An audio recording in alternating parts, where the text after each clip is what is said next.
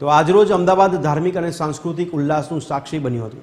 શહેરના ત્રાગડ વિસ્તારમાં ભગવતી 54 ફાર્મ ખાતે આજે શરદ પૂનમ નિમિત્તે એક અનોખા અને ભવ્ય સાંસ્કૃતિક કાર્યક્રમનું આયોજન કરવામાં આવ્યું હતું, જેમાં સમસ્ત રાજગોર બ્રાહ્મણ સમાજની મહિલાઓએ ઉત્સાહભેર ભાગ લીધો હતો।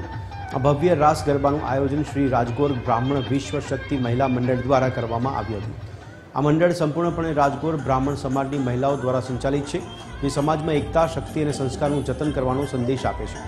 મંડળના સભ્યોએ કહ્યું કે આ પ્રકારના આયોજનથી માત્ર સમાજની મહિલાઓ એક છત નીચે ભેગી થાય છે એટલું જ નહીં, પણ આપણી પ્રાચીન સંસ્કૃતિ અને પરંપરાઓનો વારસો પણ નવી પેઢી સુધી પહોંચે છે।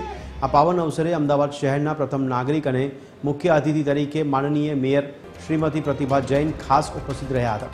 મેયરે આયોજનની ખૂબ પ્રશંસા કરી અને મહિલા શક્તિના આ પ્રયાસને બિરદાવ્યો હતો।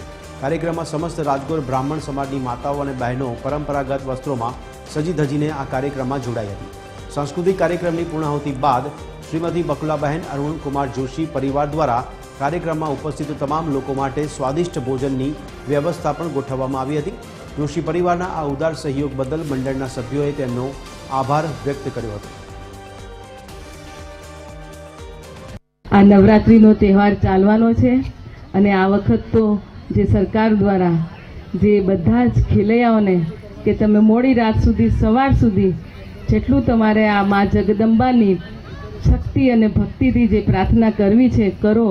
તો હવે આપણે દિવાળી પણ તમારે જેટલી આપણે જે નવરાત્રિ છે એ પણ આપણે ખુલ્લા દિલથી ખુલ્લા મનથી જ્યારે પણ આપણે દીપાવલી સુધી આના નવરાત્રિને આપણે જાળવી રાખીશું અને નવરાત્રિનો તહેવાર એવી રીતે આપણે ઉજવીશું।